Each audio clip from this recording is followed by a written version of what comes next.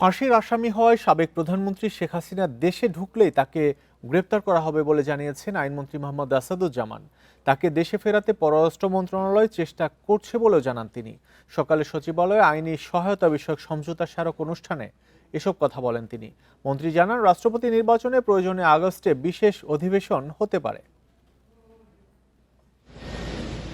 2024 সালের 5 আগস্ট ক্ষমতাচ্যুত হওয়ার পর থেকেই ভারতের সাবেক প্রধানমন্ত্রী শেখ হাসিনা দেশে ফিরিয়ে এনে তার শাস্তি নিশ্চিতের দাবি অনেক রাজনৈতিক দলের। এরই মধ্যে ডিসেম্বরে দেশে ফেরার কথা জানিয়েছেন তিনি। রেইনবো অ্যাক্রোপ্লাস্টে অ্যাক্রিলিক এমালশন থাকায় মুছে ফেলা যায় যে কোনো দাগ সহজেই। Rainbow Paints. বৃহস্পতিবার সচিবালয়ে আইনমন্ত্রী বলেন, শেখ হাসিনাকে ফেরানোর চেষ্টা করছে পররাষ্ট্র মন্ত্রণালয়। যেভাবেই আসুন না কেন দেশে ঢোকার সাথে সাথেই শেখ হাসিনাকে গ্রেপ্তার করা হবে বলেও জানান আইনমন্ত্রী। একজন ফাঁসির আসামি হলেও সে যদি বাংলাদেশের নাগরিক হয়, বাংলাদেশে আইনের প্রতি শ্রদ্ধা দেখিয়ে বাংলাদেশে এসে সারেন্ডার করতে চায়, সেখানে হয়তো তার সারেন্ডারের আগেই অ্যারেস্ট হবে, কিন্তু তার সেই তো অধিকার তো আছে।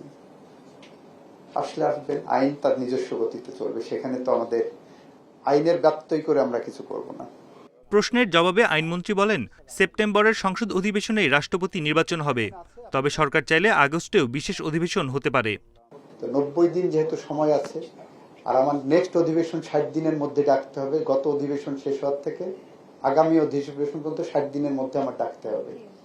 সুতরাং এই দুইটা টাইম যেহেতু ম্যাচ করছে, আমি সে কারণে বলছি বিশেষ অধিবেশনের আপাতত প্রয়োজনীয়তা দেখছি না। যদি সরকার মনে করে নিশ্চয়ই ডাকতে পারেন।